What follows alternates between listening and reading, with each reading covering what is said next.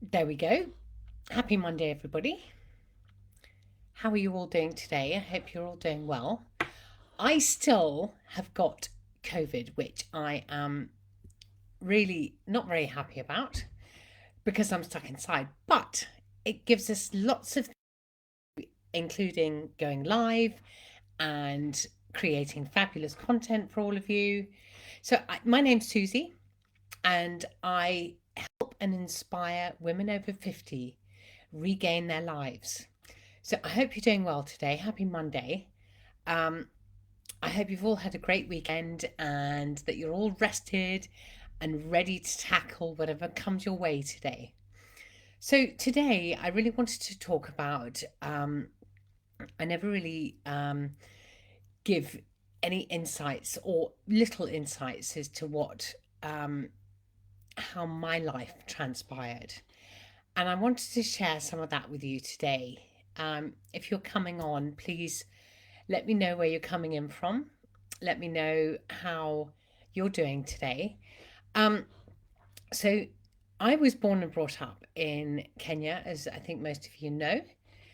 But my main thing was I never, ever, ever felt good enough. I always felt rejected. I always, whatever it was that I did, um, I was told that it was never good enough. I was told that it was wrong. I was told, for example, at the age of 3, I went to a boarding school and was thrown out of a dining hall, which at that stage in my life looked massive. Um, and was told that I would never survive in a right handed world because this is right handed, and I would have to learn how to be right handed because this is not a left handed world. And what's wrong with you? You can't be left handed. And I didn't really realize. Hi, Christine. I didn't really realize how bad that was, and I was made to feel like it was the worst. It was like I had something wrong with me. And upon reflection, it's really interesting because actually, it's not what was wrong with me, but it was what was wrong with them and their mindset. And the result of, situations like that in my life was that I consistently was trying to please others and do what I thought was right. And it never, ever, ever transpired that I was doing the right thing. It never, ever transpired that, I could never do anything right until I had enough. I drank my sorrows. I didn't know what was wrong with me. I wanted to escape. I didn't have any inkling as to where to turn to or who to talk to. And it just, there was one point in my life where it was like, right, that's it. I'm done. I'm done with trying to please people. I'm done with trying to get people to like me because what they want me to be.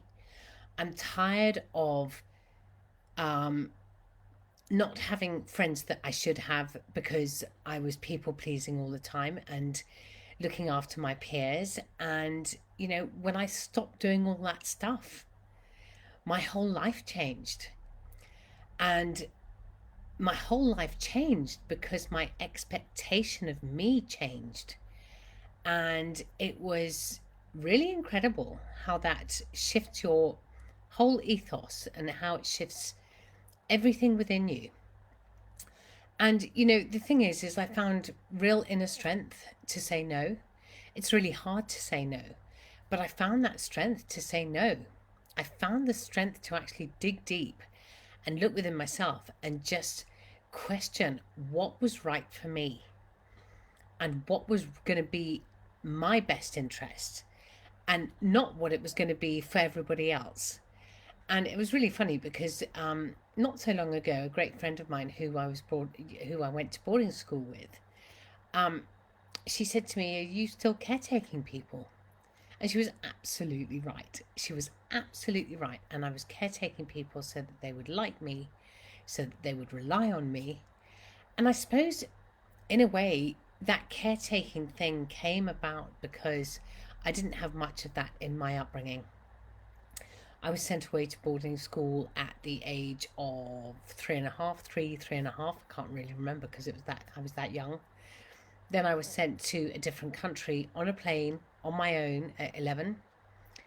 So that all the way down the line, there was this sort of rejection, and hence the feeling that I could never do any right. And it was really when I actually dug deep and dove into why these people were doing this to me. And actually, they didn't know any different. And it's not their fault. But what I can ascertain from it is the lessons that I've learned from it. And that's really what's given me my inner strength. And I gained, instead of giving people what they expected of me and releasing my own expectations of what I thought they wanted me to be, I gained true friendship instead of superficial connections. I threw away the sack on my back, thinking that I was worthless and useless. And I got to choose the way I lived my life and the way I wished to create to gain the outcome and of those things that I really truly desire. And it's really, really changed me. Reason why I wanted to speak about this today is that so often we do things that really essentially are not our true authentic self.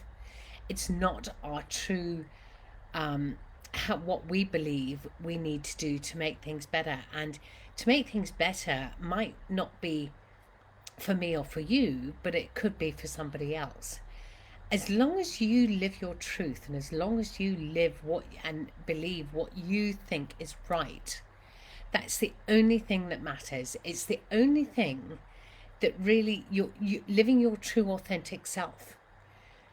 So my message to you all today is don't settle. Don't settle for what other people expect of you. Settle for what you are happy with, your own expectation of yourself. Because that's the thing that you've got to live with. That's the truth that you've got to live with. And that's the happiness that you will find inside.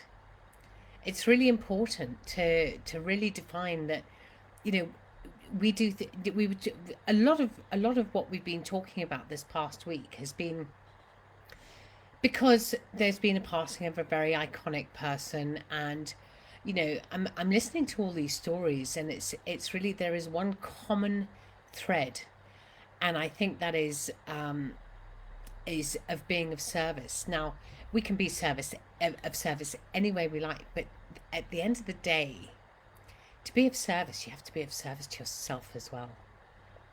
You have to be able to nurture and take care of yourself first before you can take care of anybody else. It's like that saying that we all know about, every time you get on an aeroplane, you hear it over and over and over again. When the mask comes down, you put it on yourself. You don't put it on the person next to you. You don't put it on the kid next to you. You put it on yourself first. So let's start caring of ourselves first. And let's see what happens with that outcome. I would be really, really interested to hear some of your stories and to hear what it is that you've done to gain your true authentic self, to live your own life and not the life that anybody else expects you to.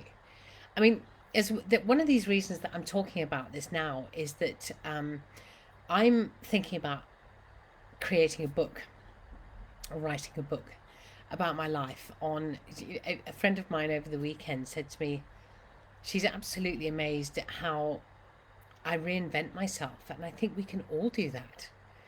But we consistently reinvent ourselves with learning how we speak our own truth. Not what other people expect of us, but how we speak our own truth. So I really hope that this has helped you all today. And as I said, I would love to hear what it is that you have done to start feeling good enough. What is it that you've done to feel that you are enough, that you are right? within yourself. What is it that you've done for yourself and for nobody else and for no other reason that you just wanted to do it for yourself? I would love to hear your thoughts and comments.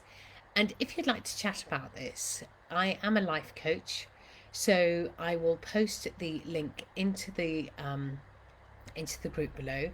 But you can always go onto my website, which is susiebelcher.com, and you can book and schedule a free call with me so we can chat about this. And let's get rid of the sack of potatoes that other people have put on your shoulder. And let's get rid of that sack so you feel light-hearted, you live your life authentically, and you live your truth. I hope this has been helpful, and I just want to wish you all a very, very happy Monday, and we'll see you again on Wednesday. Bye, everyone.